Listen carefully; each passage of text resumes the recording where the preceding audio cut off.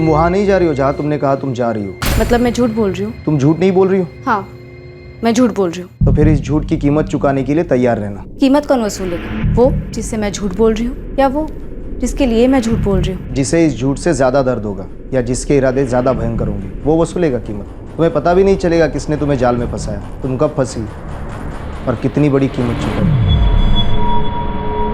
झूठ वो छल है जो बोलने वाला अपने साथ करता है लेकिन सोचता है कि वो सामने वाले के साथ कर रहा है। झूठ वो जाल है जो इंसान अनजाने में अपने लिए बिछाता है। जब इंसान अपने आप से कुछ छुपाता है तब उसे सतर्क हो जाना चाहिए, क्योंकि जब सच्चाई की दहलीज पार होती है तब झूठ का कारवां बन जाता है जिसे तकदीर बड़ी बेरहमी से लूट लेती है।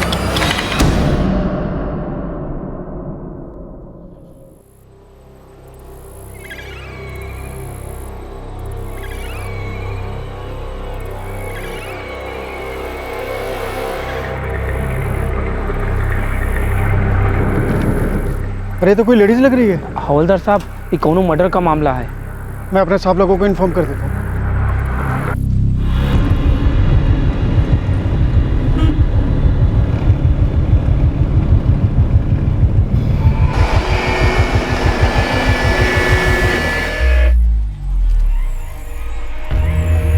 फिरोज सर यहीं कहीं आसपास छुपाया होगा, ढूंढो।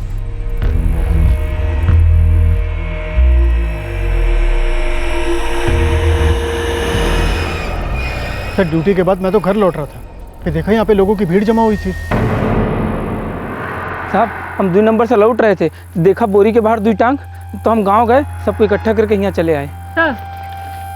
सर बोरी में से ये बुरखा और ये ताबीज निकली, लगता है वो लेडी मुस्लिम थी।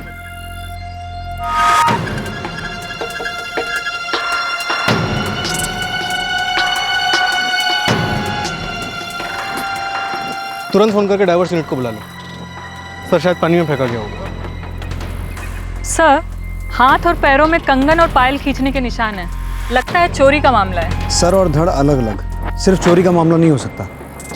पर पहले सर तो मिले और औरत की शनाख्त तो हो। शिवचरण साहब, भदोही और आसपास के गांव में पता करो, कोई जवान औरत मिसिंग है क्या? शायद मुसलमान है। जी सर, आसपास का सारा इलाका छान मारा, अब सिर्फ पानी में देखना बाकी है। डाइवर्स यूनिट को बुला लिया। इन बेवकूफ़ खूनियों को लगता है कि सर छुपाने से जुर्म छुप जाता है। इन्हें ये नहीं पता हमें एक बाल भी मिल जाए तो हम उसकी खाल निकाल सकते हैं। फिर एक बार एक सर कटी लाश, फिर एक बार विक्टिम एक औरत। इस वक्त सिर्फ इतना जान पड़ रहा था कि औरत जवान थी और शायद मुस्लिम थी।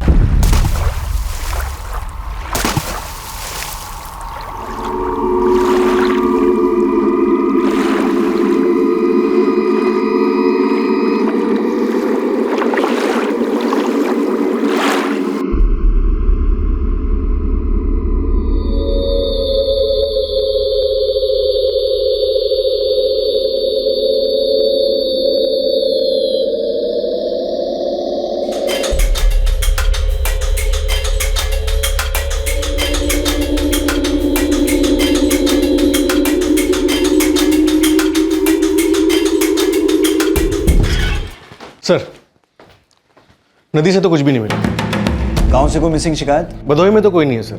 शिवचरण आसपास के गांव में पता लगा रहा है। उसे घर घर जाके चेक करने को कहो। राइट सर, फर्स्ट प्रायोरिटी मुस्लिम मोहल्लों को दी जा रही है। नहीं फिरोज, सर को धड़ से अलग किया गया है ताकि लाश पहचानी न जाए। बुरका और तावीज़ गुमराह करने के लिए भी रखे गए हो सकते हैं। हर एक मोहल्ले को टॉप प्रायोरिटी दो। Right sir.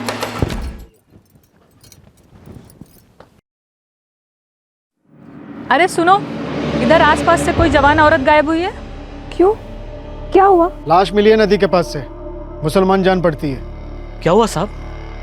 किसकी लाश है? भाई पता होता तो यहाँ क्यों आते हम? कोई औरत है आपके मोहल्ले में जो रात को घर ना आई हो, गायब हो, भागी हो? नहीं साहब, मेरे ध्यान में तो कोई नहीं है कोई ऐसी? सुना है कोई? पता चले तो तुरंत बताना हमें। ठीक है साहब।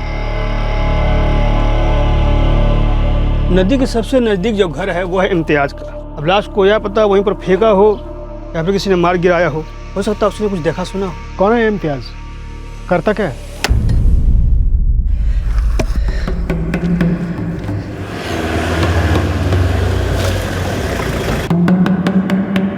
इम्तियाज़। जी मालिक, मैं हूँ इम्तियाज़। यहाँ 5 मिनट की दूरी पे तेरे नाक के नीचे एक लाश मिली हमें। जी मालिक, लोग ऐसा कुछ बोल तो रहे थे। यहाँ पे किसी को लाश लाकर फेंकते हुए देखा, कत्ल करते हुए देखा, या फिर सर काटते हुए देखा? नहीं मालिक, मैंने कुछ नहीं देखा, कुछ नहीं सुना। सुनने के बारे में तो मैंने पूछा ही नहीं इम्तियाज। चल बोल दे क्या सुना तूने। नहीं मतलब मैं ये बोल रहा था मालिक कि मैंने सच में कुछ नहीं सुना। ये इतनी पास में ही तो जगह है, अगर कुछ हुआ होता तो सुनाई देता, मगर कोई आवाज़ नहीं आई।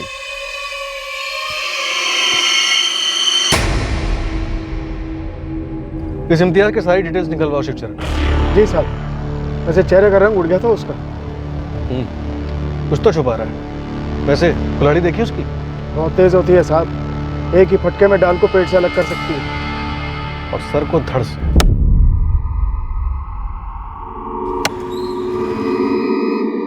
जब तक सर नहीं मिल जाता, मौत का एग्जैक्ट कारण बताना बहुत ही डिफिकल्ट है इंस्पेक्टर। 24 घंटे हो गए हैं डॉक्टर, ना ही हमें इसका सर मिला और ना ही इसकी पहचान है। मैं बॉडी को विसेरा एनालिसिस के लिए भेज देता हूँ। रिपोर्ट आने में थोड़ा वक्त लगेगा, लेकिन रिपोर्ट के बावजूद सर का मिलना बहुत ज़रूरी है। मौत का मेडिकल कारण और कत्ल का क्रिमिनल कारण, दोनों के लिए सर का मिलना बहुत ज़रूरी है। सर भदोही और आसपास के 8 गांव से किसी भी जवान औरत की कोई भी मिसिंग कंप्लेंट दर्ज नहीं, ना हिंदू ना मुस्लिम ना कोई और।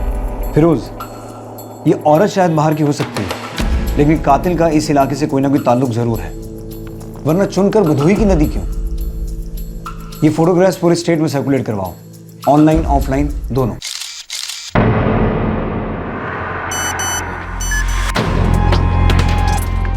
पुलिस अब ये मानकर चल रही थी कि पीड़ित शायद उस इलाके की रहने वाली नहीं थी, पर कत्ल के बाद उसकी लाश उनके एरिया में फेंकी गई थी, और इसी वजह से इन तस्वीरों का देश भर में सर्कुलेट होना जरूरी था, और वो हुआ। 6 मार्च 2016, पूरे 3 दिन बाद इस केस की पहली मूवमेंट रिकॉर्ड हुई। यह हलचल दरअसल एक हल्की कंपन सी थी, और वो भी भदोही उत्तर प्रदेश से कोसों मील दूर मुंबई में।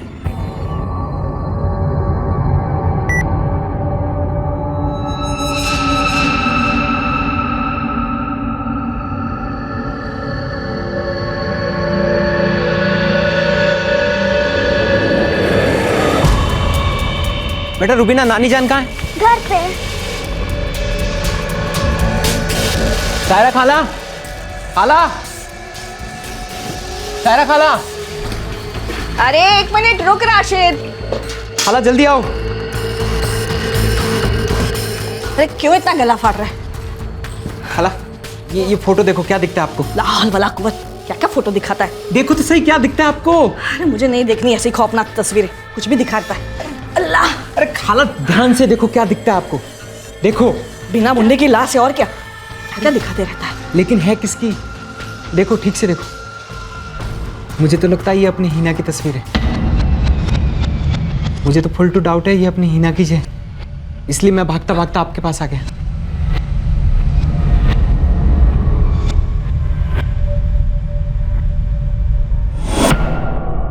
सर हमारा गांव भदोही उत्तर प्रदेश में साहब, हमारा उधर फ्रेंड लोगों का ग्रुप है साहब, तो उधर की पुलिस ये फोटो डाली ऑनलाइन। आप भी भदोही के हैं? जी साहब, मेरे को समझ में नहीं आ रहा है कि मेरी बेटी हिना वहां पहुंची कैसे, और वो वहां क्यों जाएगी?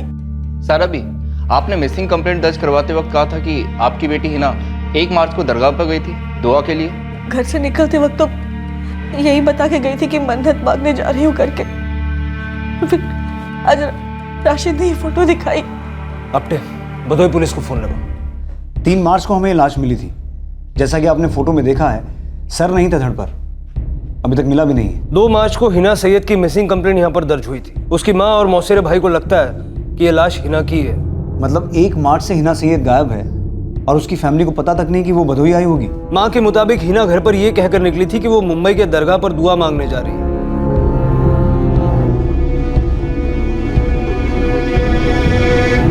हिना कल घर से कितने बजे निकली थी? यही दोपहर को खाने के बाद 2-2:30 बजे। वो अपना फोन भी घर पे ही भूल गई थी। अम्मी, मैं दरगाह जाके आती हूँ। अरे ऐसा कैसे एकदम से? बस अम्मी, थोड़ा जी मचल रहा है, दरगाह जाके सुकून मिलता है मेरे को। जल्दी आ जाऊंगी। अम्मी मेरे लिए अफलातुन लाना। हाँ बच्चा, ज़रूर लाऊंगी। अल्लाह हाफिज़ अम्मी। 5 साढ़े 5 बज गए तो मुझे लगा कि अभी तक क्यों नहीं आई। मैंने उसको फोन लगाया मेरी मोबाइल से। नानी, मम्मी तो अपना फोन यहीं पे ही भूल गई।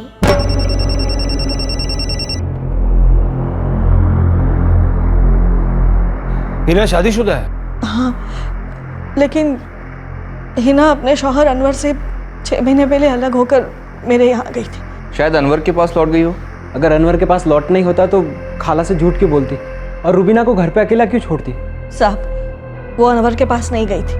मैंने पूछा था अनवर से। हिना यहाँ क्यों आएगी? अनवर मियाँ 10 बजने को है, दोपहर को दरगाह जा रही हूँ करके निकली थी, अभी तक नहीं लौटी है। और तो और अपना फोन भी वो घर पे ही भूल गई। मेरे को नहीं मालूम हिना कहाँ है। 6 महीने में मेरी बात तक नहीं हुई हिना के साथ। रखता हूँ। वो एक बार अपना बटवा भूल सकती है पर फोन कभी नहीं भूलेगी। इस तरह पूरी पूरी रात वो घर से बाहर कभी नहीं रही। सब मुझे बहुत डर लगा। हमने दरगाह पर पूछताछ की पर कुछ पता नहीं चला। अजीब बात है कि हिना बिना किसी को बताए बदोई के लिए निकल पड़ी। अगर हिना की माँ, उसका भाई और हो सके तो उसका पति, ये तीनों बदोई आ जाएं और लाश की शिनाख्त करें तो हम दोनों का केस आगे बढ़ सकता है रानी साहब। मैं उन्हें भेजने का इंतजाम करता हूँ मिश्रा साहब। जितना जल्दी हो सके उतना अच्छा। आपको जो भी कोऑपरेशन चाहिए होगी यहाँ से बस बताते रहिए। जिसने भी ये कांड किया है बचना नहीं चाहिए।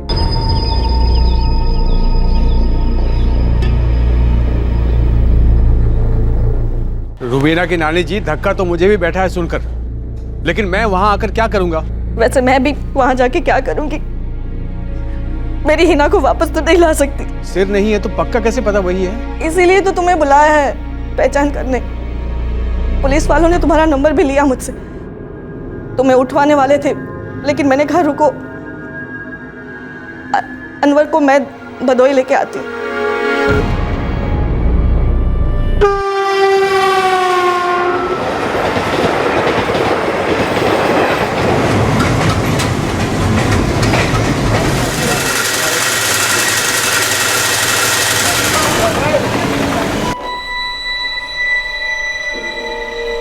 आइए।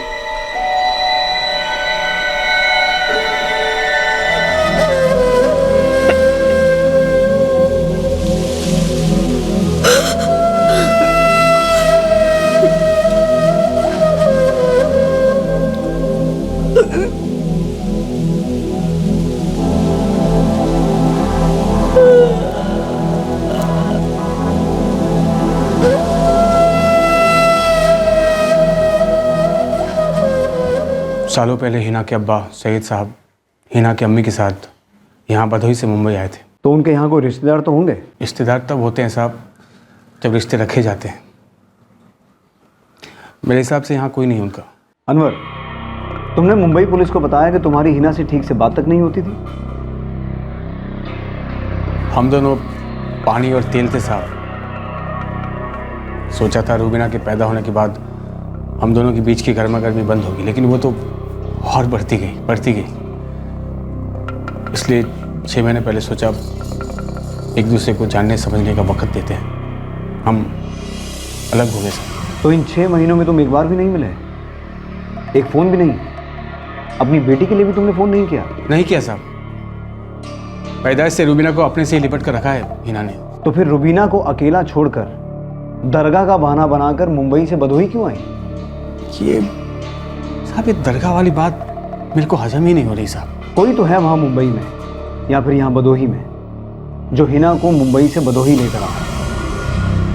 जिंदा या मुर्दा ये पता लगाना बाकी है। मेरे को कुछ समझ भी नहीं आ रहा साहब। ये अनवर, तुम्हें कुछ दिन यहाँ रुकना पड़ेगा। अरे साहब, नौकरी पेशा वाला आदमी हूँ, नौकरी से निकाले 2-4 दिन की बात है। अगर ज़रूरत पड़ेगी तो तुम्हारे फैक्ट्री मालिक से हम बात करेंगे।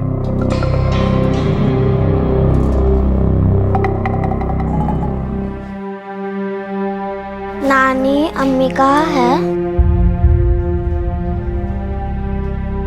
सायरा जी, सवाल सीधा है, सीधा जवाब दें। क्या कातिल आपका दामाद अनवर है? बेटी को ये मैं क्या सीधा जवाब दूंगी साहब? दरगाह जा रही हूँ कह के घर से निकली थी। अम्मी, मैं दरगाह जाके आती हूँ। पता नहीं यहाँ भदोही कैसे पहुंच गई वो? क्यों क्यों आई थी वो यहाँ? लाश पर से हमें कोई गहने नहीं मिले। क्या हिना ने कुछ पहने थे? वो बिना चूड़ियां, पायल, हार पहन घर से निकलती नहीं थी। गहनों की शौकीन थी मेरी हिना। जब वो नौकरी करती थी तब काफी कुछ बनवाया था उसने। तो कहाँ है वो गहने? घर पे मेरी अलमारी में।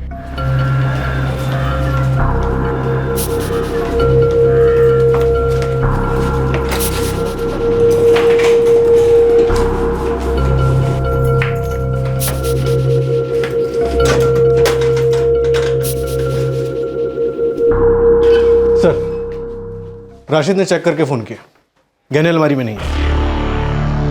लगता है हिना ने आपसे झूठ कहा। उसका दरगाह जाने का कोई प्लान था ही नहीं। वो घर से कहीं और जाने के लिए निकली थी। अच्छा, अगर वो यहाँ भदोही आती तो किस लिए आती?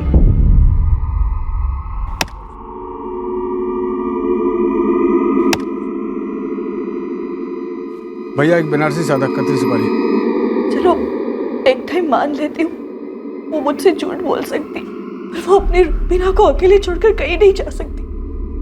खून में लिख कर दे सकती हूँ मैं। हो सकता है यहाँ भदोही किसी से मिलने आई हो, किसी काम से। ना हम इस जगह के काम के हैं, ना ये जगह हमारे काम की। 12 साल पहले हिना के अब्बू चल बसे। उसके बाद इस जगह का नाम भी हमारे घर में कभी नहीं उठा। एक बार हिना आई थी यहाँ, तब वो 8 साल की थी। बाकी कोई रिश्तेदार नहीं हमारे। सायरा जी, आपकी बेटी हिना को बहुत भयंकर तरीके से मारा गया है। उसका सर भी हमें अभी तक नहीं मिला। अब वो यहाँ खुद आई, किसी के साथ आई, या फिर जबरदस्ती लाई गई, ये सब जानने में अगर कोई मदद कर सकता है तो वो आप हैं। मैं क्या मदद कर सकती हूँ साहब? अपने शौहर को छोड़कर मेरे पास आई थी मेरी इकलौती हिना। हम ही एक दूसरे का सहारा थे, और मेरा हमारे कलेजे का टुकड़ा। सब कुछ सही तो चल रहा था, फिर वो यहाँ क्यों आई? मुझसे झूठ क्यों हो रही वो? सर, गर्दन से नहीं बल्कि कंधे से काटा गया। यस डॉक्टर, ये मैंने भी नोटिस किया था। और इसी वजह से हमें पोस्टमार्टम करने में बहुत डिफिकल्टी आ रही है। अगर कोई अंदाज़ा लगाना हो तो क्या कहेंगे आप? बहुत हाई चांसेस हैं कि इनका सर काटने से पहले इनका गला घोटा गया था। ये यहाँ आई कैसे? खुद आई, लाई गई, जिंदा थी या मुर्दा? बहुत से सवाल हैं, लेकिन कोई भी ठोस जवाब नहीं आ रहा है सामने। एक सर कटी लाश की बिना सर मिले आइडेंटिफिकेशन हो गई थी, लेकिन मौत का कारण अभी तक सामने नहीं आया था। और ये बात भी अंधेरे में थी कि आखिरकार हिना अपनी मां से झूठ बोलकर अपने सारे गहने लेकर कहां के लिए निकली थी। क्या वो किसी के साथ निकली थी, और क्यों?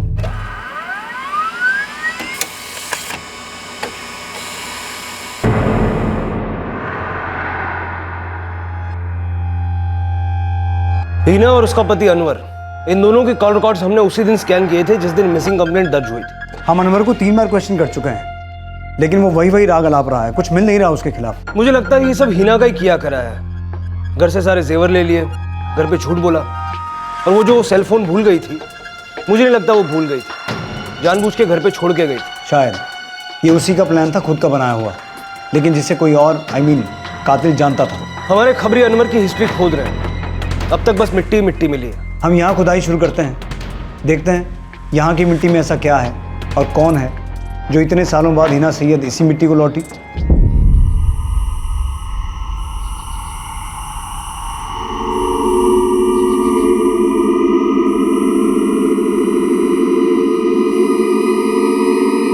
सर, हो सकता है हिना ने अपनी मां से झूठ बोला, शायद उसकी लाइफ में कोई और।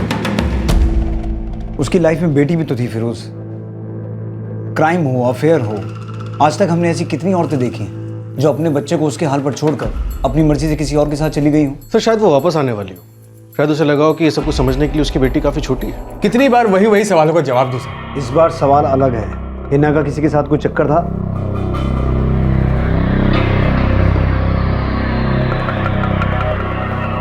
आपको कुछ पता चला है? अनवर, सवाल हम कर रहे हैं, जवाब तुम्हें देना है। अगर था कोई चक्कर उसका तो मैं अभी सुन रहा हूँ आपके मुंह से साहब। तुम दोनों के बीच अनबन की क्या वजह थी? उसे मेरी कमाई कम पड़ती थी साहब। वो कमाना चाहती थी और मैं चाहता था वो घर संभाले। बस यही मुद्दा था साहब। रिश्तों में धूप छाव चलते रहते हैं, लेकिन हमेशा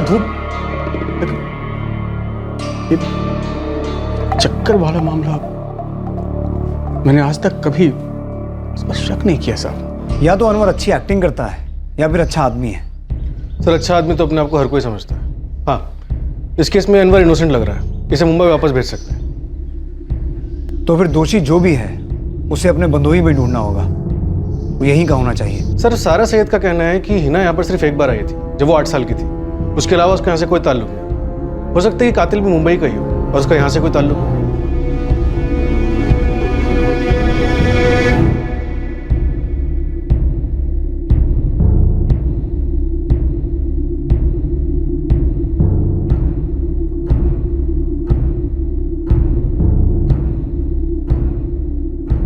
भदोही और उसके आसपास के गांव में पता करो। हाल फिलहाल में कोई मुंबई से आया है? जी सर। कोई ना कोई जरूर होगा जिसका मुंबई से कोई ताल्लुक है, और हिना सैयद से भी। ये केस खत्म नहीं होगा, लेकिन शुरू मुंबई में हुआ है, पक्का वहीं का कोई कनेक्शन है। पुलिस घास के बोरे में सुई ढूंढने निकली थी, इस उम्मीद से कि सुराग की सुई उस शख्स की तरफ इशारा करेगी जो मुंबई, भदोही और हिना को एक ही धागे में सी गया था। अनुमान लगाया जा रहा था कि वो शख्स हिना सैयद को करीब से जानता था, और यह भी मुमकिन था कि हिना अपने कातिल से पूरी तरह अनजान थी। शक की सुई आखिरकार हल्की सी हिली। साहब, जहाँ तक मुझे पता चला है 2 मार्च को वो मुंबई से यहाँ आया था। पान की दुकान पर पान भी खाया था उसने। तो अभी कहाँ है वो? सुना है मुंबई रिटर्न हो गया 4 दिन पहले। 8 मार्च को? जी साहब। कौन है ये मुनीर कुरैशी? मुंबई में काम करता है सर। उसकी बीवी राबिया यहीं भदोही में रहती है।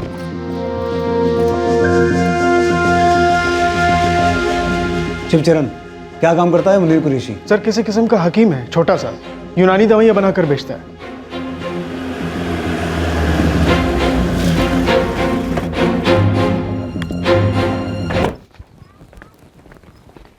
राबिया, तुम्हारे शौहर मुनीर कुरैशी कहाँ है?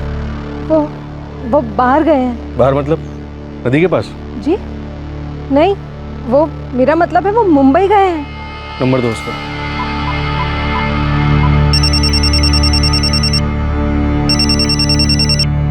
हेलो, गुरबत नगर भदोही से इंस्पेक्टर कपिल मिश्रा बोल रहा हूँ। हाँ जी, बोलिए।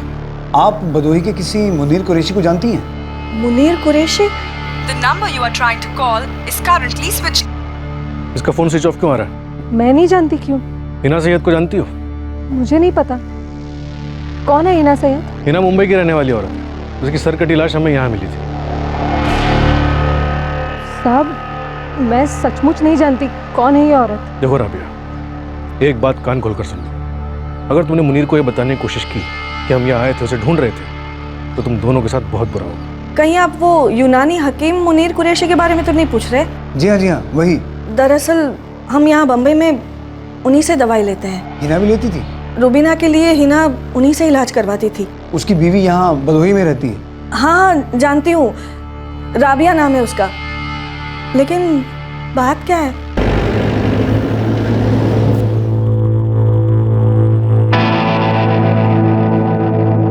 सारा सैयद का कहना है कि वो मुनीर और राबिया कुरैशी को अच्छी तरह से जानती है। और सर, राबिया का कहना है कि ना वो हिना को जानती है और ना ही उसकी फैमिली को। सर, अंधेरे में तीर चलाया और सीधा निशाने पर लग गया। अभी घेरते हैं इस मुनीर कुरैशी को।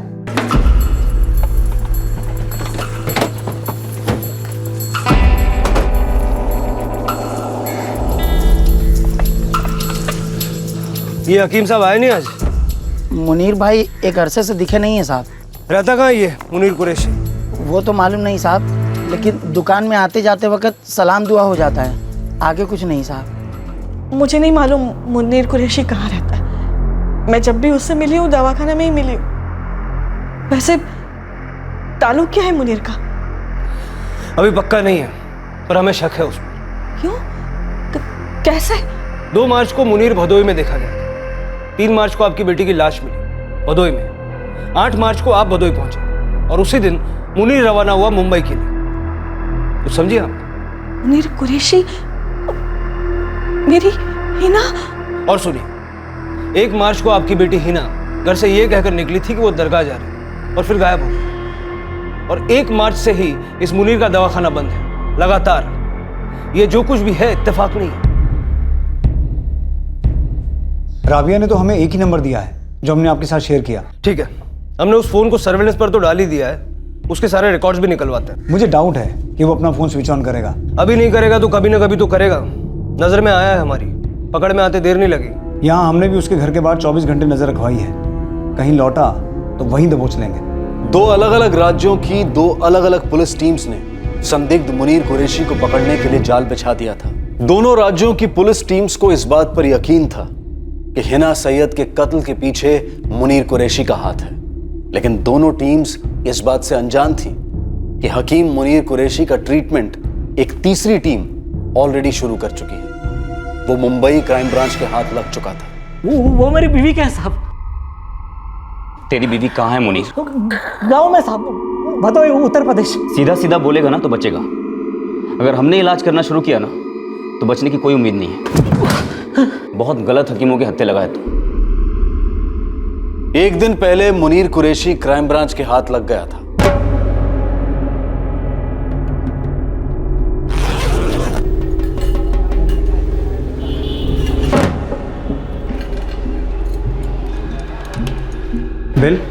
बिल तो नहीं है।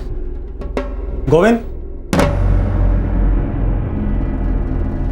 इन सबको तोल के लेकर आओ और तुम भी इनके साथ अंदर चले जाओ। सीसीटीवी लगाए, सामने सामने ऐसे माल को नहीं खरीद सकते। ठीक है।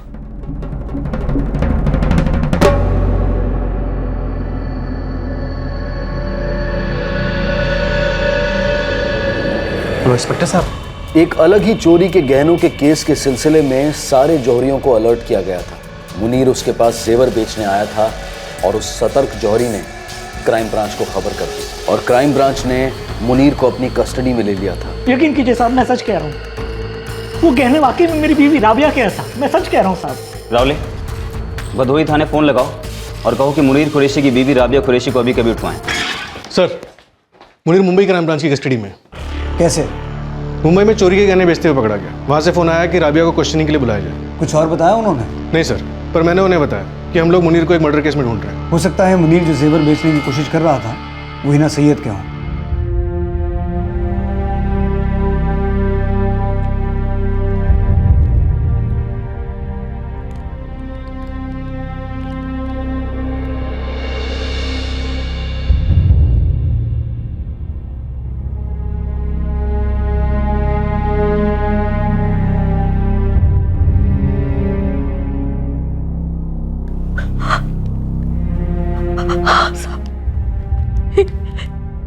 मेरी हिना के ही गहने हैं। ये गहने हमें मुनीर कुरैशी के पास से बरामद हुए। मतलब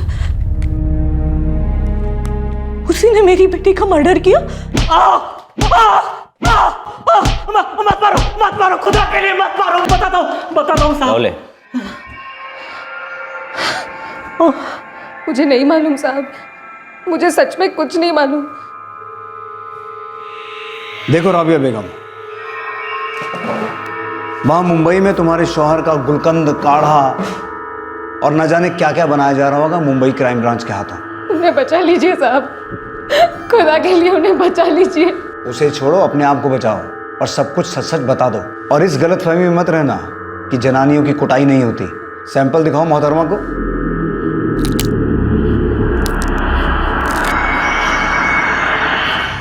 बहुत बड़ी गलती कर गया मैं,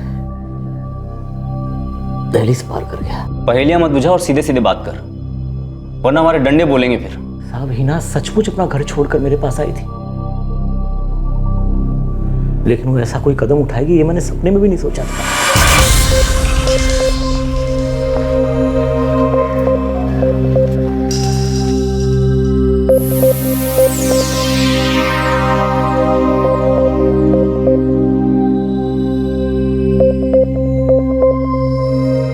हिना पहले तो मुनीर के पास दवाएं लेने आती थी, पर धीरे धीरे इलाज हिना के अकेलेपन का होने लगा। अनवर से अलग होने के बाद हिना और मुनीर के बीच एक रोमांटिक रिश्ता रूप लेने लगा था। दिन बीतते गए, मुलाकातें बंद दरवाजों के बाहर होने लगी। मोहब्बत की सुलगती आंच बढ़ती गई। रिश्ते को अब नाम और दर्जा देने की बात आ गई। हकीम साहब, आपने अपनी बेगम राबिया से बात की? साहब वो हर रोज वही एक सवाल करती थी, तो मैंने उसे टालने के लिए बोल दिया कि मैंने अपनी पहली बीवी राबिया से दूसरा निकाह करने की इजाज़त ले ली है। मुनीर ने अपने इस हिना वाले चक्कर के बारे में मुझे कभी कुछ नहीं बताया साहब, और साले बेशरम ने उसे अपनी दूसरी बीवी बनाने के लिए हाँ भी कह दिया। हिना, तुम सामने से चल के राबिया से बात कर लो ना एक बार। वैसे तुम्हारी तसल्ली के लिए बता दूं कि मैंने उससे बात कर रखी है और उसे इजाज़त दे दी।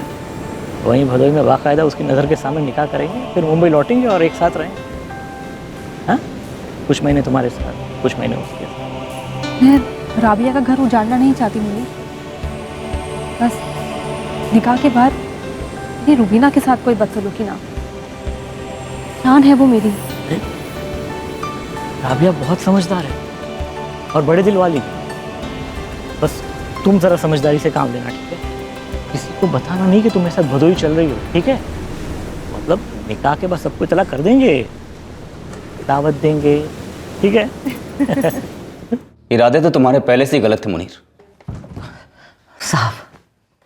साहब मैं खुद बुरा फंसा था साहब। मुझे समझ में नहीं आ रहा था मैं करूँ तो क्या करूँ। इसलिए उसका कत्ल कर दिया। और तू फंसा वसा नहीं था, तू उसको फंसा रहा था। मुनीर ने मुझे जब इस बारे में बताया, मेरी तो पैरों तले जमीन खिसक गई साहब। जमीन के साथ साथ जमीर भी खिसक गया नहीं? और इतने भयंकर कांड में तुम भागीदार बन गई राबिया?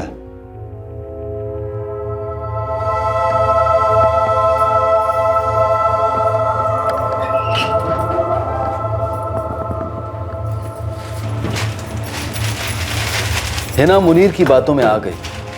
उसने अपनी मां तक को अपने प्लान के बारे में नहीं बताया था। धीरे धीरे अपने कपड़े और चीजें वो थोड़े थोड़े करके मुनीर के पास छोड़ती आई थी। और फिर आया 1 मार्च का दिन।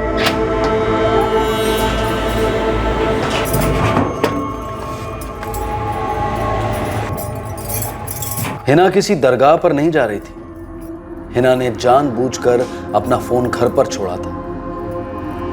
हिना अपनी नई जिंदगी झूठ की नींव पर खड़ी करने जा रही थी। अम्मी, मैं दरगाह जाके आती हूँ।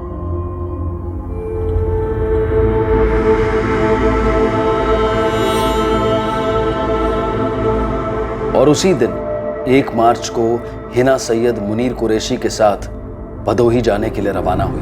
मुझे नहीं मालूम था कि मुनीर घर आ रहा है। मैंने तो दरवाजा खोला और दंग रह गई।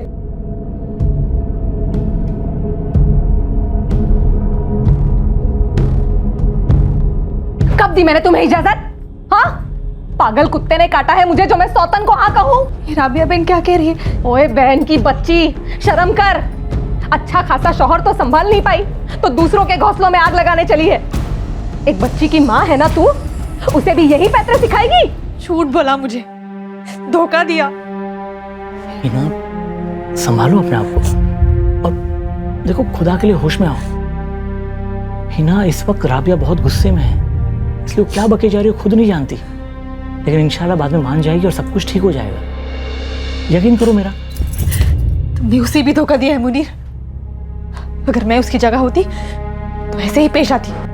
अरे मेरी जान, तुम उसकी जगह होती तो मैं दूसरी करता ही क्यों? कल सुबह के पहले ये औरत ना इस घर में होनी चाहिए और ना तुम्हारी जिंदगी में, कह देती हूँ मैं, वरना मैं काट डालूंगी इसे।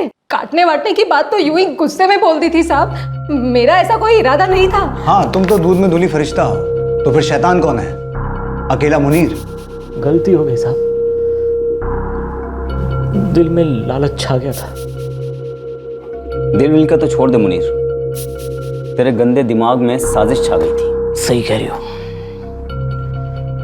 बिल्कुल सही कह रही हो तुम। काट ही डालते सारी को। क्या? देखो राबिया, मेरी बात पे गौर करो। वो किसी को बिना बोले बताए मेरे साथ यहाँ आई है, यहां तक कि अपना मोबाइल फोन भी यहाँ नहीं लाई।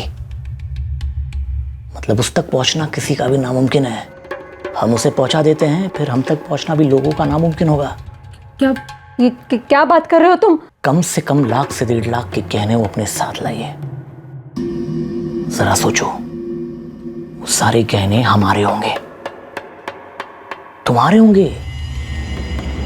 सोचो।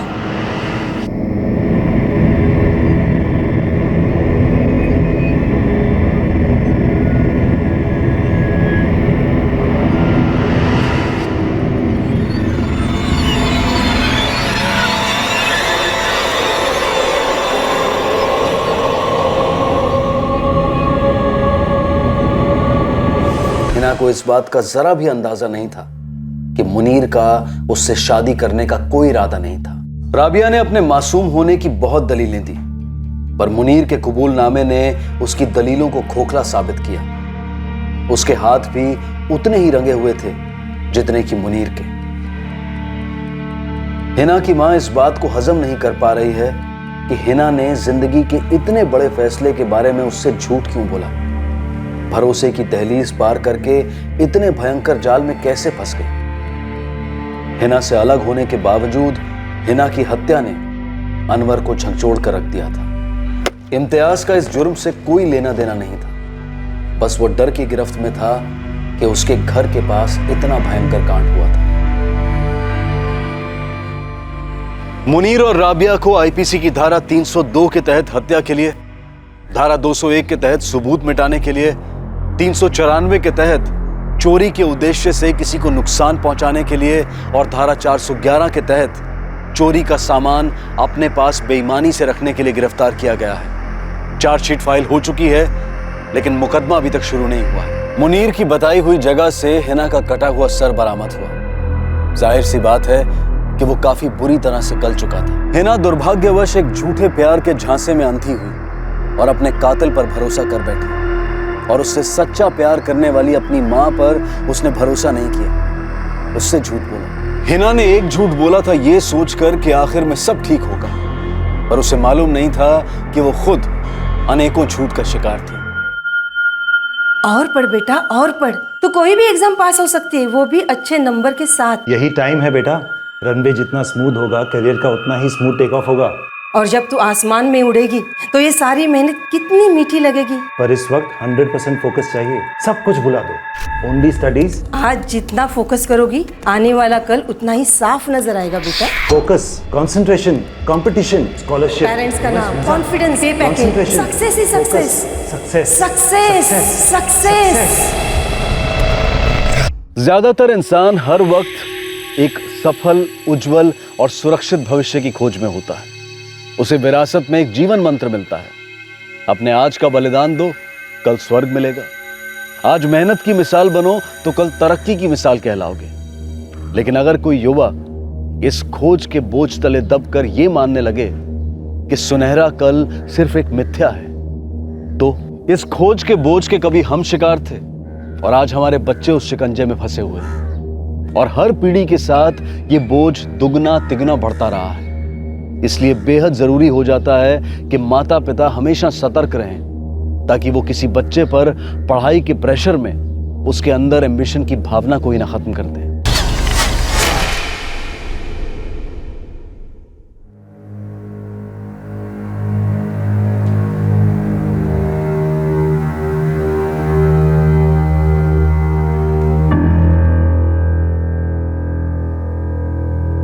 कॉन्ग्रेचुलेशंस बेटा, कॉन्ग्रेचुलेशंस। तुमने हम सबका सर ऊंचा कर दिया है। यू डिड इट बेटा, you did it. Varsha, celebrate करते हैं। सबके लिए आइसक्रीम मंगवाओ। आई, मैं मंगाती हूँ। हाँ। अनीता बेटा, जिस कंपनी में तुम्हारी प्लेसमेंट हुई है ना, वो स्टॉक एक्सचेंज में धूम मचा रही है। तुम्हें जॉब नहीं मिली है बेटा, तुम्हें पंख मिले हैं, पंख। लेकिन वो सब फाइनल एग्जाम्स के बाद। अभी एग्जाम्स में ना इतने अच्छे नंबर लेकर आना कि कंपनी सीधा तुम्हें डबल प्रमोशन दे दे। और हाँ बेटा, तुम्हें पंख जरूर मिले हैं, लेकिन उन्हें बहुत सावधानी से खोलना होगा। कॉर्पोरेट सेक्टर में first impression is the only impression.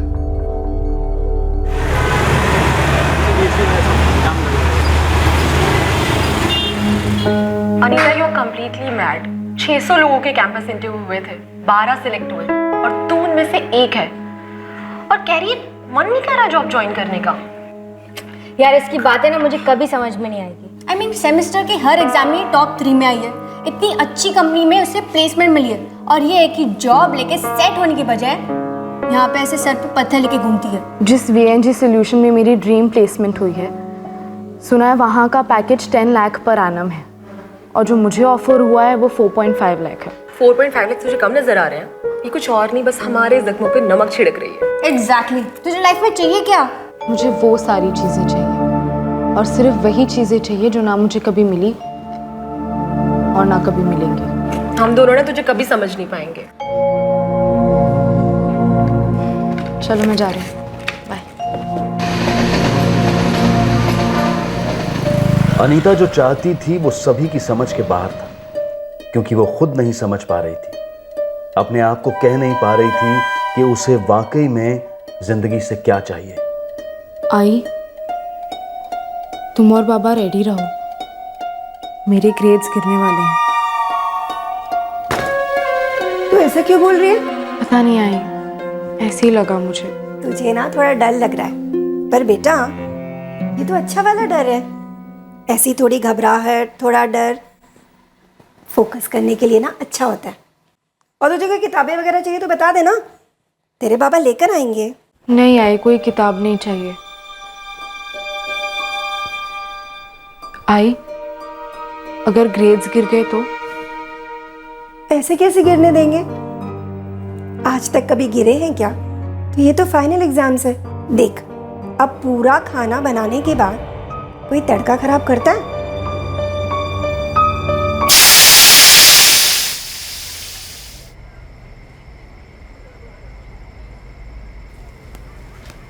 ताई, आपको किसके साथ कंपेयर करते थे आई बाबा? आत्माराम काका की मालिनी से। और फिर जब मेरे ग्रेड्स बढ़े तब कंपैरिजन बंद हुआ। मतलब मेरा तो कोई चांस ही नहीं है, क्योंकि मेरे ग्रेड्स तो तुम्हारे जैसे आने से रहे। लाइफ भर सुनने को मिलेगा, अपनी ताई को देख, अपनी ताई से सीख। तेरी ताई ने देखने या सीखने लायक अब तक कुछ नहीं किया अर्चना। ओहो, मॉडेस्टी की भी हद होती है। लगातार A+, वो भी हर सेमेस्टर में। यार अब इससे ऊपर कहाँ जाओगी? ऊपर या नीचे तो नहीं पता, पर कहीं ना कहीं तो जाना है मुझे। देवा रे देवा, फिर से कॉन्सेंट्रिक सर्कल्स में बातें। ये तेरे जैसी इतनी फोकस्ड लड़की इतनी कंफ्यूज्ड बातें कैसे कर सकती है, और कर क्यों रही है? एक हफ्ते बाद अनीता का फोटो सोशल नेटवर्किंग साइट्स और ग्रुप्स में वायरल हो गया। अनीता गायब हो गई थी।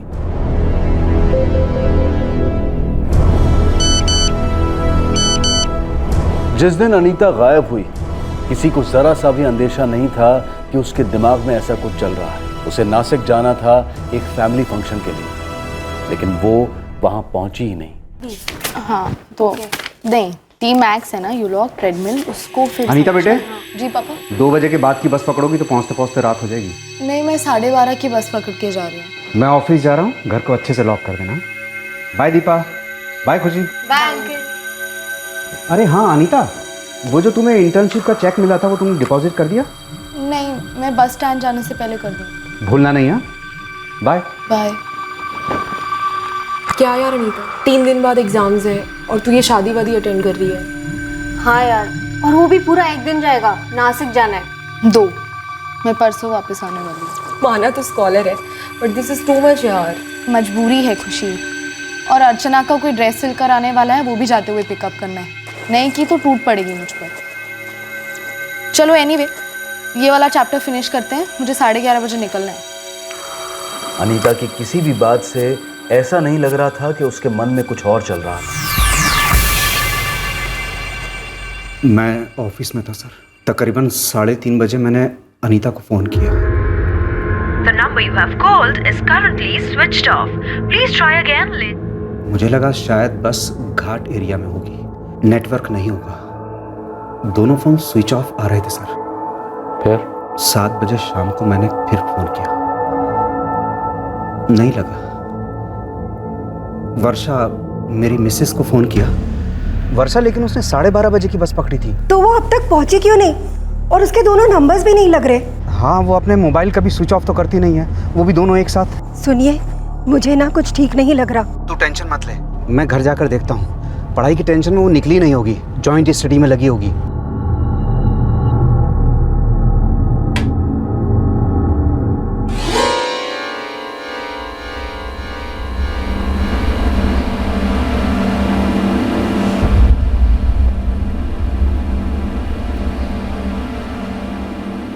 दोनों फोन शुरू तो हुए सर, लेकिन क्या रमेश जी? लेकिन उन दोनों में सिग्नल नहीं था सर। तब मुझे पता चला कि उनमें सिम कार्ड ही नहीं थे।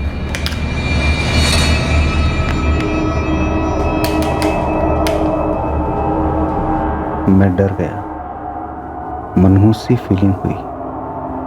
तब मुझे वो लेटर मिला।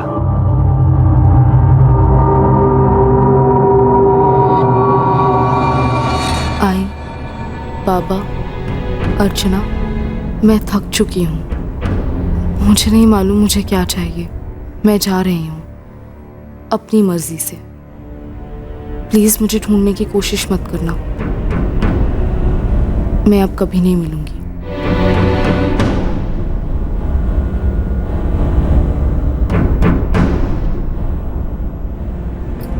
आई, क्या हुआ? सब ठीक है ना? और ताई आई क्यों नहीं अब तक?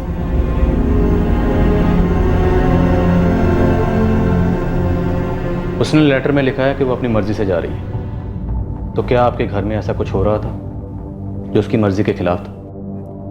सर, ऐसा कुछ नहीं है। मेरी भतीजी अनीता इंजीनियरिंग के फाइनल ईयर में पढ़ रही थी, टॉपर रही है वो। और तो और 2 दिन के बाद उसका फाइनल एग्जाम शुरू होने वाला है। कैंपस सिलेक्शन में अच्छी टॉप कंपनी में रिक्रूट हो चुकी है। सच बताऊं तो सर, अनीता जैसी सीधी और सुलझी हुई लड़की ढूंढ के भी नहीं मिलेगी। लेकिन अगर अनीता जैसी पढ़ी लिखी और सुलझी हुई लड़की ये लिख कर जाती है कि मैं अपनी मर्जी से जा रही हूँ, मुझे ढूंढने की कोशिश मत करना, मैं नहीं मिलूंगी, तो उसकी कोई तो वजह रही होगी। सर, अनीता के दोनों नंबर्स की डिटेल्स अगले आधे घंटे में हमारे पास होंगी। मैंने उस बैंक से ही बात की जहाँ वो अपने इंटर्नशिप का चेक डिपॉजिट करने वाली थी। वो जो तुम्हें इंटर्नशिप का चेक मिला था वो तुमने डिपॉजिट कर दिया? नहीं, मैं बस स्टैंड जाने से पहले कर दूंगी। सर, बैंक ने डिपॉजिट हुए चेक्स में ढूंढा है, अनीता का चेक डिपॉजिट हुआ है। बैंक सीसीटीवी फुटेज भेज रही है। कहीं ऐसा तो नहीं हुआ ना कि उसने चेक डिपॉजिट किया, नासिक की बस पकड़ी और उसके बाद कुछ हुआ? रमेश जी, हम आपकी बेटी को ढूंढने की पूरी कोशिश करें, लेकिन हम और आप इस बात को नहीं भुला सकते कि लड़की बालिग है और अपनी मर्जी से घर से गई। जाने से पहले दोनों फोन से सिम कार्ड निकाल के गई, और सबसे बड़ी बात, लेटर छोड़कर गई। अनीता बालिग है, लेकिन नादानी में कुछ कर बैठी है। कहीं किसी मुसीबत में ना फंस जाए। आप बेफिक्र रहिए, हम अभी अपना सर्च ऑपरेशन लॉन्च कर देंगे। गायब गुमशुदा अनीता के लिए एक बड़ी खोज शुरू हुई। अनीता अपनी जिंदगी में क्या मिस कर रही थी, क्या खोज रही थी, ये किसी को मालूम नहीं था। और शायद उसके लक्षण इशारे के रूप में हर जगह थे, लेकिन किसी में उन्हें पढ़ने की क्षमता नहीं थी। और अब जब अनीता ओझल हो गई थी तो उसके बारे में कई सवाल बरस रहे थे जो जवाबों के लिए तरस रहे थे। सर, हम लोग करीब 10:30 बजे अनीता के घर से निकल गए थे। सर, हमने ग्रुप स्टडी की थी रात को। सर, हमने अनीता से कहा भी कि अगर हो सके तो वो नासिक ट्रिप अवॉइड करे। क्यों? क्योंकि सर 2 दिन में हमारी फाइनल एग्जाम्स है। और सर, अनीता ने कहा कि उसे जाना ही पड़ेगा। सॉरी यार, जाना ही पड़ेगा। लास्ट मोमेंट पे बैकआउट नहीं कर सकती। अरे यार, अच्छा छोड़, जब तू वापस आएगी तो मुझे कॉल कर, हम तीनों मेरे घर पे ग्रुप स्टडी करते हैं। और अब जा ही रही है ना, तो चल, अब शादी में जा रही है, एंजॉय करना। आप तीनों फर्स्ट ईयर से साथ में? हाँ सर, बेस्ट फ्रेंड्स है। क्या अनीता पिछले कुछ दिनों से किसी बात को लेकर परेशान थी या उदास थी? उदास नहीं सर, लेकिन थोड़ी खोई खोई सी रहती थी वो। रीजन नहीं पता सर। पेरेंट्स के साथ कोई इशू? नहीं सर, अंकल और आंटी तो उसे बहुत प्यार करते हैं। तो कोई ऐसा है जो उसे प्यार नहीं करता था, या उसे प्यार करता था लेकिन ये किसी और से प्यार करती थी? You mean boyfriend? या नहीं सर, जहाँ तक हमें पता है अनीता का किसी भी लड़के के साथ कोई चक्कर वक्कर नहीं था।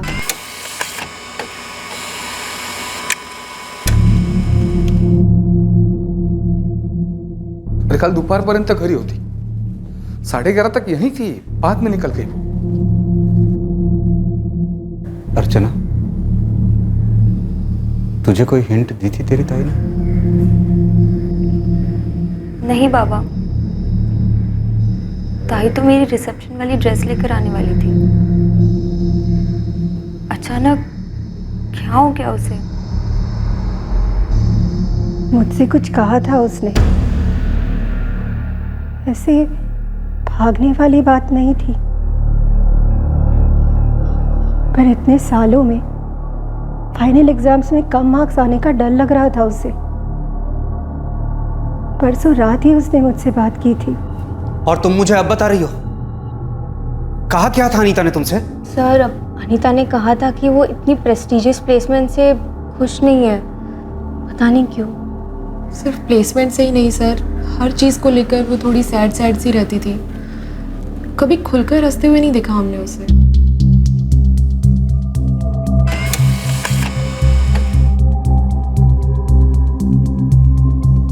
ये लड़की 11:45 पर बैंक में चेक जमा करवाने गई। Yes sir. सर एक बात और, अनीता के दोनों नंबर्स के फ़ोन रिकॉर्ड्स आए हैं और दोनों में मुझे एक बात खटक रही है। क्या? यही सर कि पिछले एक हफ्ते में अनीता ने सिर्फ कॉल्स रिसीव किए हैं, किसी को भी कॉल्स किए नहीं है। ये लड़की शायद एक हफ्ते से घर से भागने के बारे में सोच रही थी। यह हो सकता है उससे काफ़ी पहले से ये ख्याल उसके दिमाग में पक रहा था और इस हफ्ते उबाल पर आया। सर लेकिन अगर ये खुद से होकर गई है तो इसको ढूंढना काफ़ी मुश्किल होगा। जानता हूँ ढूंढना मुश्किल होगा, लेकिन भोसले, हम ये सोचकर हाथ पे हाथ रख के तो नहीं बैठ सकते ना कि खुद से कहीं गई है। Right sir. अनीता महज 22 साल की है, एक तरह से बच्ची ही है। अभी तक उसने बहुत ही प्रोटेक्टेड और शेल्टर्ड लाइफ जी है। कुछ है जो उसे परेशान कर रहा है, जिसकी वजह से उसने ये कदम उठाया। हमें उसे जल्द से जल्द खोजना होगा। सर लेकिन इस बात की क्या गारंटी है कि वो फिर से नहीं भाग जाएगी? पहले मिले तो ये तो पता चले कि वो घर से क्यों भागी है, क्या खोजने के लिए निकली है वो। ऐसा कुछ नहीं है जो अनीता को परेशान कर रहा था। रमेश जी, हमने अनीता के फ्रेंड से बात की है। उन्हें लगता है कि अनीता कुछ उदास सी है। उन्हें ये तो नहीं लगता कि उसका कोई बॉयफ्रेंड है, लेकिन फिर भी मैं आपसे पूछ रहा हूँ, क्या कोई ऐसा है जिसे आप अपोज कर रहे थे और उसके साथ अनीता घर से भाग गई? ये कैसी बातें कर रहे हैं आप? अनीता ऐसी लड़की है ही नहीं कि वो किसी के साथ घर से भाग जाएगी। अरे इन सब चीजों के लिए उसके पास टाइम ही कहाँ है? उसका तो हर एक मिनट बहुत कीमती है। वो अपना सारा समय, सारा फोकस, सारी एनर्जी सिर्फ पढ़ाई में ही लगाती है। इसीलिए तो इतने अच्छे रिजल्ट्स आते हैं उसके, हमेशा टॉपर, A+। अभी फाइनल एग्जाम्स खत्म नहीं हुए हैं, लेकिन फिर भी इतनी बड़ी कंपनी से उसे जॉब ऑफर आ चुका है। उसका सब कुछ प्लान किया हुआ है। 2 साल का वर्क एक्सपीरियंस, फिर एक टॉप इंस्टीट्यूट से MBA, फिर 4 साल जॉब और फिर शादी। ये प्लान अनीता ने खुद बनाया या आप दोनों ने उसके लिए बनाया? सर आप बात को किसी और दिशा में ले जा रहे हैं। मेरे दादा और बहनी ने बच्चों के लिए क्या कुछ नहीं किया है। सर, इस घर में सब मिलजुल कर फैसले करते हैं और वो फैसले सबके अच्छे के लिए होते हैं। आप लोग पहले नासिक में रहते थे? जी हाँ, पर जब अनीता का एडमिशन इंजीनियरिंग में हो गया था तो हम दोनों ने मुंबई में ट्रांसफ़र ले लिया था और ये आसान नहीं था सर। दोनों बच्चे कभी ये कह नहीं सकते कि उनके फ्यूचर के लिए हमने कोई कुर्बानियां नहीं दी।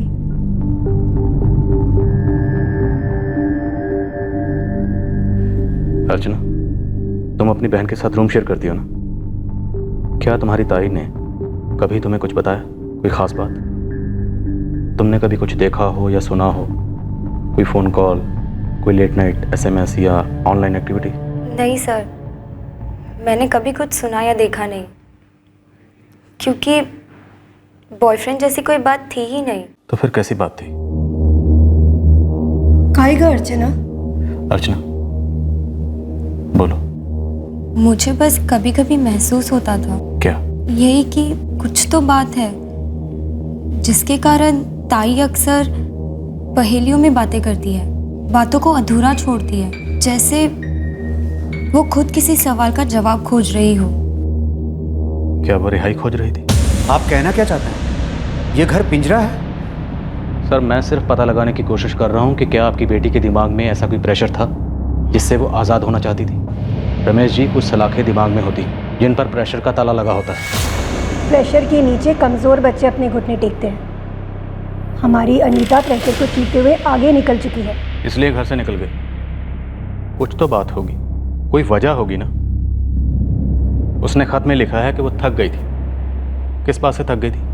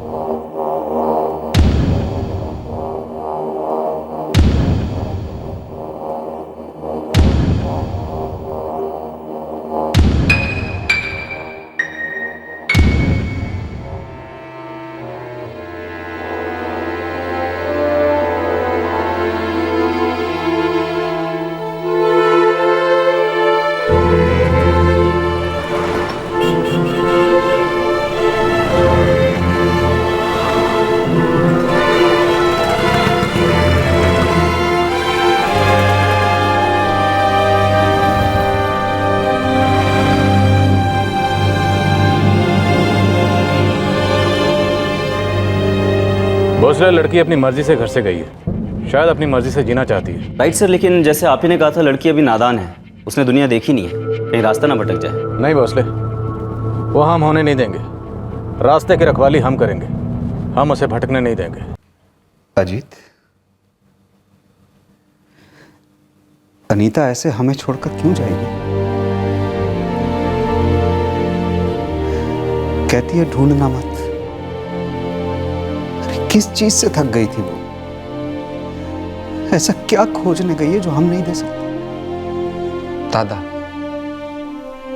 या तो पुलिस वाले उसे खोज निकालेंगे और नहीं तो वो खुद अपनी खोज छोड़कर वापस लौट आएंगे। आप टेंशन मत।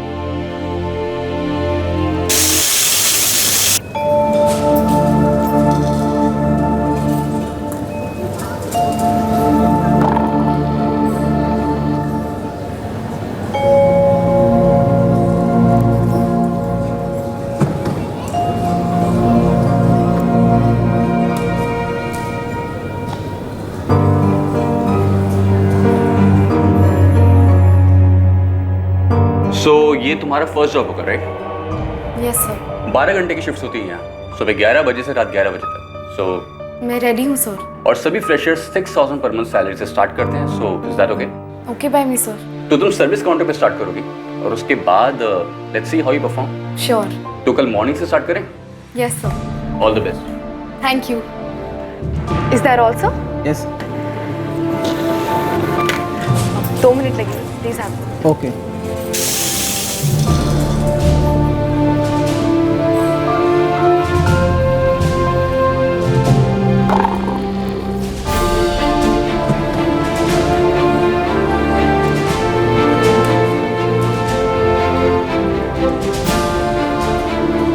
क्या अनीता को वो मिला जो वो खोज रही थी? दूसरी तरफ उसकी सहेलियां, उसकी छोटी बहन और उसके माता पिता एक ही सवाल का जवाब खोज रहे थे। आखिरकार अनीता उन सबको ऐसे क्यों छोड़कर चली गई? वो सभी उस तक पहुंचना चाहते थे, उसकी परेशानी को समझना चाहते थे, उसकी मदद करना चाहते थे। और दूसरे दिन पुलिस को इस बेहद सेंसिटिव केस का पहला सुराग मिला।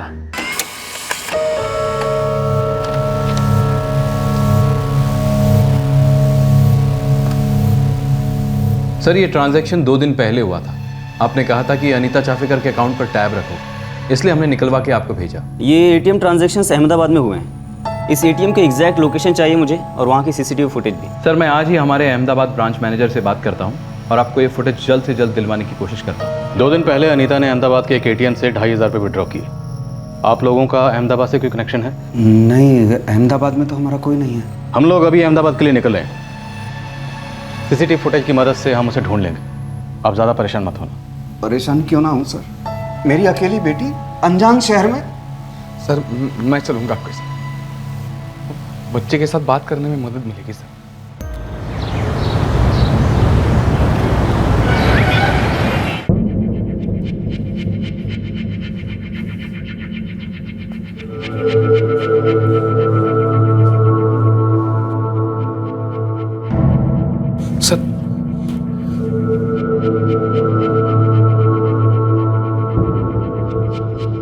ये टीम सीजी रोड पर है।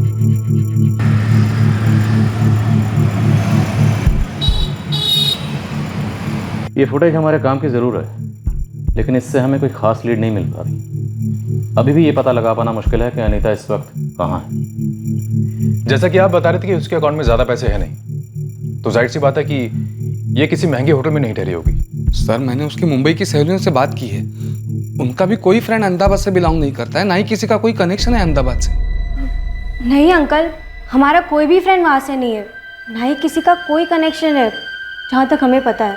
और कभी अनीता ने मेंशन ही नहीं किया अहमदाबाद जाने के बारे में। तो वो अहमदाबाद में कर क्या रही है और वहाँ रह कहाँ रही होगी? यहाँ के सभी लॉजेस और छोटे होटल्स में हमारा अच्छा नेटवर्क है, मैं सब जगह पता करवाता हूँ। हालांकि हमें आइडिया है नहीं कि ये लड़की इस समय अहमदाबाद में ही है या कहीं और चली गई। शुरुआत करते हैं। आई एम श्योर कोई ना कोई लीड जरूर मिलेगी। इस फोटो की कॉपीज बनाकर यहाँ के बाकी पुलिस स्टेशन और जितनी जगह हो सके हमको भेजनी होगी। सोलंकी, इस फोटो की कॉपीज बनाओ और पूरे इलाके में शेयर करो, और तुम खुद इसे लेकर सीजी रोड जाओ। ये लड़की आखिरी बार वहाँ के एटीएम पर स्पॉट हुई। ये लड़की मुंबई की है, अनीता नाम है इसका। जी सर। सिविल में जाओ।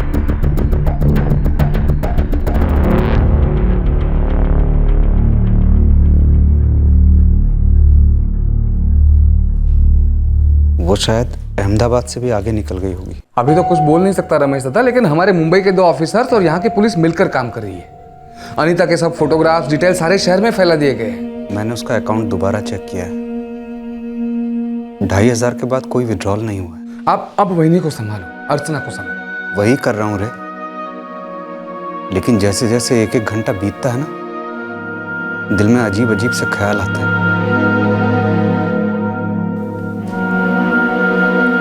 अभी आया।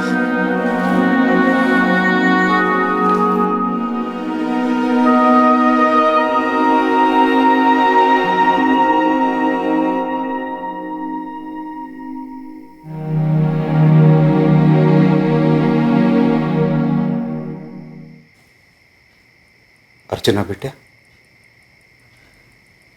एक बात सच सच बताइए। मैंने आपसे कभी झूठ बोला है बाबा? शायद मैंने पहले कुछ सवाल पूछे ही नहीं। कैसे सवाल बाबा? अब आप ताई जैसे बात कर रहे हो।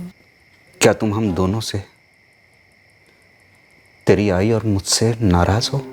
नहीं बाबा, नाराज कशाला होणार मी?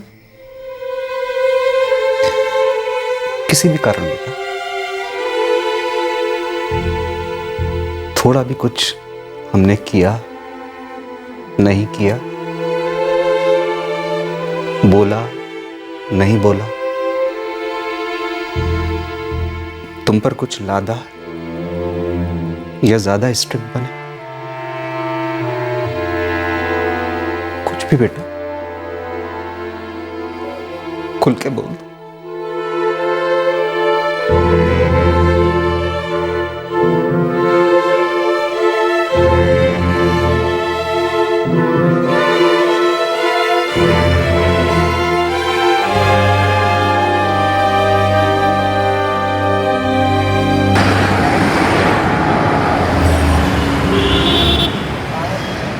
साहब, सीजी रोड में भगत मोबाइल शॉप है और दुकान के मालिक भगत ने लड़की को पहचान लिया है। क्या खरीदा वहां से, फोन या सिम कार्ड? नहीं साहब, सिम कार्ड तो नहीं खरीदा, लेकिन 1500 रुपए का मोबाइल खरीदा है और बिल मेरे सामने है। उस बिल पर उस इंस्ट्रूमेंट का IMEI नंबर जरूर लिखा होगा। हाँ लिखा है साहब। बिल लेकर जल्दी यहाँ। और एक बात है साहब। क्या? दुकान के मालिक ने दुकान के बाहर CCTV लगा रखा और मैंने उस दिन का सारा फुटेज उसको ट्रांसफर करने को बोला है। जल्दी लेकर आओ यहाँ। सर ये रहा बिल। सोलंकी, और जल्दी नहीं हो सकता? सर मोबाइल कंपनी से कहा है कि ये बहुत अर्जेंट केस, लेकिन जवाब आने में 2 से 2.5 घंटे लग जाएंगे IMEI ट्रैकिंग के लिए।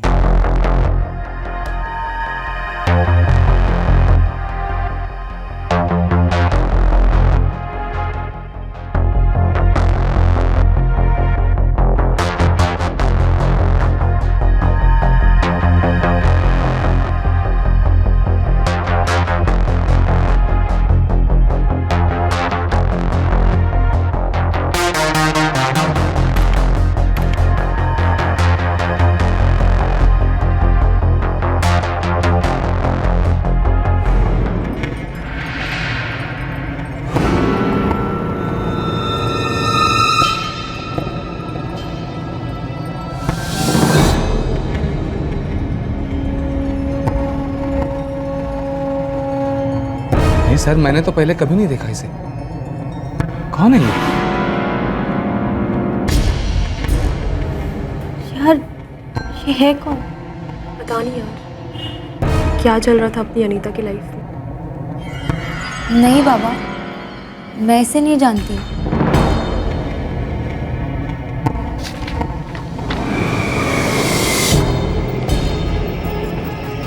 महेश बंसाली नाम है सर। बाइक उसी के नाम पर रजिस्टर्ड है। एड्रेस, फोन नंबर सब है फॉर्म पर। फोन करते हैं।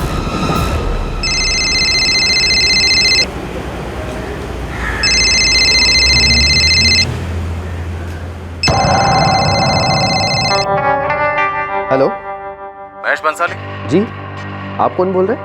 GJ1H376R तुम्हारी बाइक का नंबर है? हाँ भाई, मेरी बाइक का नंबर है, लेकिन आप मेरी बाइक का नंबर मुझे ही क्यों बता रहे हैं? आप हो कौन? PI सुभाष वाघ, मुंबई से स्पेशल तुम्हारे लिए यहाँ आया हूँ। सर मैंने क्या किया है सर? अब तो जो करना है वो हम करेंगे। तुम्हारे घर से Sathipur police station by bike 15 minute लगेंगे। हम वेट कर रहे हैं। कौन है लड़की? इसका नाम अनीता है सर। अनीता क्या? सरनेम नहीं मालूम। इस वक्त कहाँ है? सर वो अपने हॉस्टल में होगी। इसे घर से भगाने में तुम्हारा हाथ है? नो सर, मैं उसको जानता तक नहीं। जानते नहीं तो तुम्हारे बाइक पर बैठकर गई कैसे वो? देखिए सर, ये सब क्या है मुझे नहीं पता। मैं तो बस उसकी हेल्प कर रहा था। कैसी हेल्प? वो रहने के लिए जगह ढूंढ रही थी।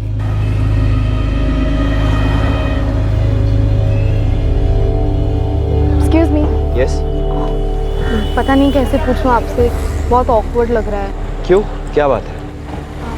वो एक्चुअली ना मैं शहर में नहीं आई हूँ और रहने की कोई जगह खोज रही हूँ।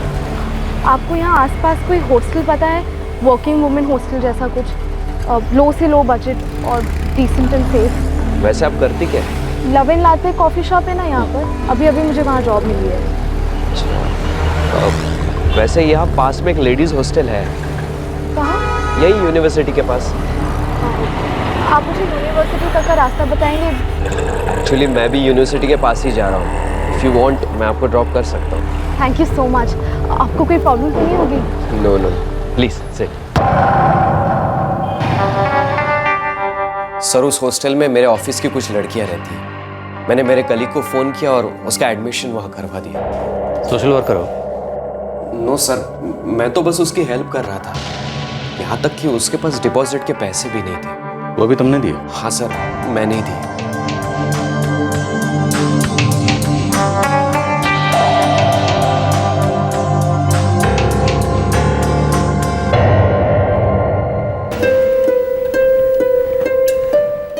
आपकी फ्रेंड के रेफरेंस से रूम तो मिल गया, रेंट भी अफोर्डेबल है, पर एक प्रॉब्लम है।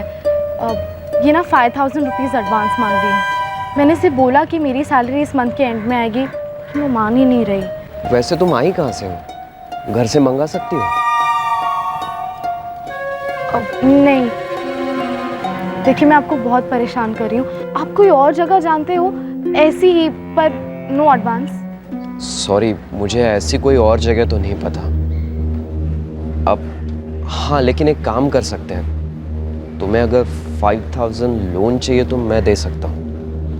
आप लेकिन मंथ एंड तक तुम्हें रिटर्न करना होगा। ओके? देखिए सर, मुझे बस इतना मालूम है कि उसका नाम अनीता है और वो उस हॉस्टल में रहती है, और सीजी रोड के पास जो love and latte coffee shop है वहाँ वो जॉब करती है। तो उस वक्त 5000 रुपये कैश थे तुम्हारे पास? नो सर, मैं वहाँ से एटीएम गया और एटीएम से पैसे विड्रॉ करके जाकर उसको दे दिए। उसके बाद ना ही मैं उसको मिला और ना ही मैंने उसको कभी फ़ोन किया। सर मेरे पास उसका नंबर है।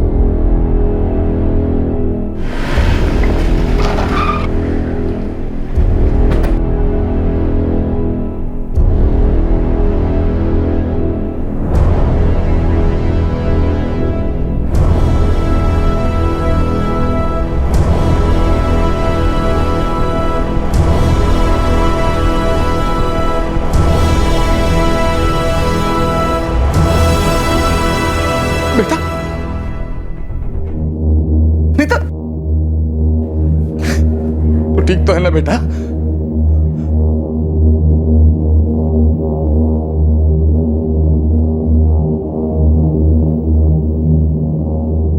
I'm really sorry. हम सब ने आपको गलत समझा। नो प्रॉब्लम सर, मैं समझ सकता हूँ कि ज़माना कितना गलत चल रहा है। आजकल बिना किसी मतलब के कोई किसी की हेल्प नहीं करता। शक तो हो गई। Well done. Thank you sir. Sir मैं अभी निकल सकता हूँ, ऑफिस के लिए सॉलिड लेट हो रहा हूँ। श्योर। महेश। हाँ सर। मैं आपका फ़ोन नंबर और एड्रेस अनीता के घर वालों को दे दूंगा। आपके 5000 आपके पास जल्द पहुंच जाएंगे। नहीं सर, पैसों की वैसे जल्दबाजी नहीं है। बस खुशी तो इस बात की है कि उसके घर वाले उसको मिलकर बहुत खुश होंगे।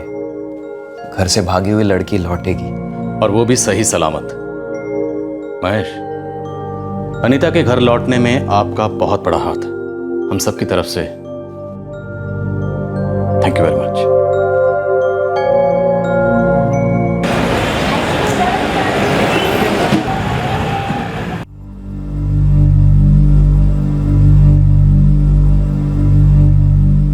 आई एम सॉरी सर, मुझे नहीं पता था कि इतनी बड़ी प्रॉब्लम हो जाएगी। मैं तो साफ साफ लिख के गई थी कि मैं अपनी मर्जी से जा रही हूँ। जो कि किसी को साफ समझ में नहीं आया, क्योंकि शायद तुम ही साफ नहीं जानती थी कि तुम घर छोड़कर क्यों जा रही हो। सर मुझे ब्रेक चाहिए था। ब्रेक? लेकिन तुमने तो खत में साफ साफ लिखा था कि तुम हमेशा हमेशा के लिए घर छोड़कर जा रही हो। तुम्हें ढूंढने की कोशिश ना की जाए, तुम्हें आज़ादी चाहिए थी, फ्रीडम। फ्रीडम वो क्या होता है सर? तो मैंने कभी महसूस ही नहीं किया। मुझे तो सिर्फ प्रेशर पता है। नॉन स्टॉप पढ़ाई करो, अच्छे मार्क्स लाओ और जीना पोस्टपोन कर दो ताकि फ्यूचर सिक्योर हो। लेकिन फ्यूचर और सिक्योर का तो 36 का आंकड़ा है। जब तक आप फ्यूचर में पहुंचते हो, फ्यूचर ही नहीं रहता ना। फिर आप सैक्रिफाइस करते हो, जीना छोड़ देते हो। मैं बहुत थक गई थी इन सब चीज़ों से, और साथ साथ डर भी गई थी कि प्रेशर निगल लेगा मुझे, मेरे ग्रेड्स नीचे गिर जाएंगे और जो जॉब ऑफर हुई है वो भी मेरे हाथ से निकल जाएगी। और अगर मिल भी गई तो मैं निभा नहीं पाऊंगी। मैं बहुत कंफ्यूज हो गई थी सर। तुम घर से क्यों भागी?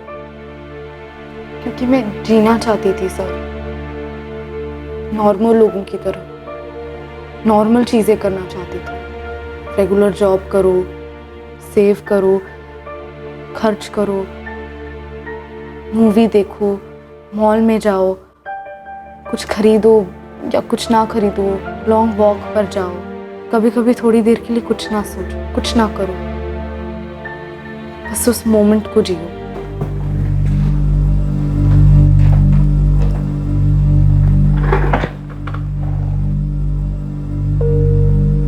अनीता, मेरे 2 छोटे छोटे बच्चे हैं। इस वक्त मैं तुम में अपने बच्चों को देख रहा हूं।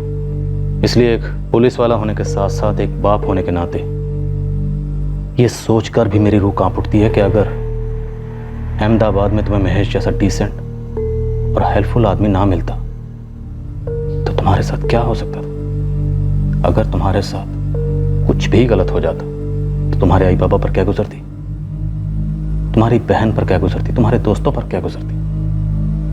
और जो मुझ पर गुजर रही थी सर, वो तो शायद हर दूसरे बच्चे पे गुजरती है और किसी को उसकी भनक तक नहीं पड़ती। मुझे भी नहीं पड़ी, सिर्फ प्रेशर फील होता था और मन में जो भी बातें कहने को होती थी, प्रेशर उसे क्रश कर देता था। तुम मत होने दो क्रश। प्रेशर से अपने आप को क्यों क्रश होने देती? तुम्हारे अंदर जो भी कश्मकश चल रही है उसे शेयर करो। तुम्हारे सर्कल में जो लोग हैं उनसे शेयर करो। और अगर तुम्हें लगता है कि वो खुद इस प्रॉब्लम का हिस्सा हैं तो किसी बाहर वाले से शेयर करो। और फिर भी अगर कोई हल ना निकले तो किसी साइकियाट्रिस्ट या काउंसलर की मदद लो। प्रॉब्लम से भागना कभी किसी प्रॉब्लम का हल नहीं होता। तुम एक इंजीनियरिंग स्टूडेंट हो तो क्रेस्ट एंड ट्रफ्स को तो अच्छी तरह से समझती हो, है ना? तो लाइफ भी तो वैसी ही है, कभी ऊपर कभी नीचे, कभी तकलीफें पीक पर, खुशियां बॉटम पर। कभी खुशियां पीक पर, तकलीफें बॉटम पर। और तुम तो एक स्ट्रांग लड़की हो। अहमदाबाद जैसे अनजान शहर में जाकर तुमने खुद के रहने के लिए एक जगह ढूंढ ली, जॉब ढूंढ ली। काबिल तारीफ है। सर एक बात बोलूं? बोलो।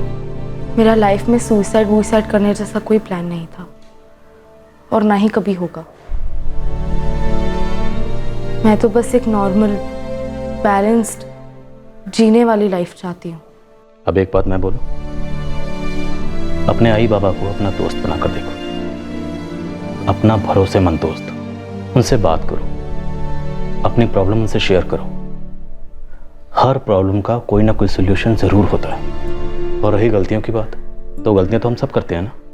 इनफैक्ट एक गलती को सुधारने के बाद दूसरी गलती कर सकते हैं।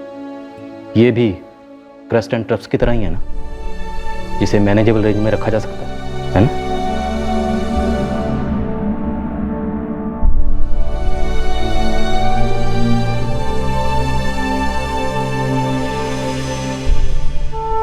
आई, बाबा, अर्चना, अजीत काका,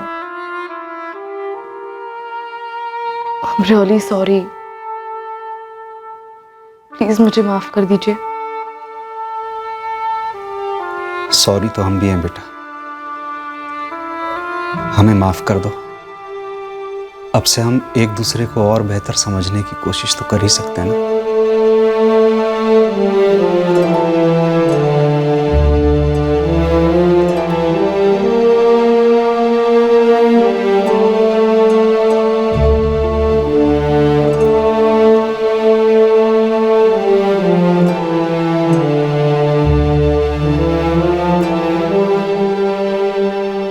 प्रिंसिपल साहब, thank you so much. Anita के जो 2 एग्ज़ाम मिस हो गए थे, उन्हें दोबारा कंडक्ट करके आपने अनीता को और उसकी ज़िंदगी को एक दूसरा चांस दिया। Thank you sir. चलो अच्छा हुआ कॉलेज अथॉरिटीज़ ने समझदारी से काम लिया। हो सकता है इस बार अनीता के ऑल ओवर ग्रेड्स कम आए, लेकिन आगे चल के ज़िंदगी के एग्ज़ाम में अनीता डिस्टिंक्शन में पास होगी। अनीता और उसके माता पिता ने तय किया कि अब उनके बीच और खुलकर बातचीत होगी और जिंदगी एक नए सिरे से जी जाएगी। जरूरत पड़ी तो वो लोग काउंसलर की मदद भी लेंगे।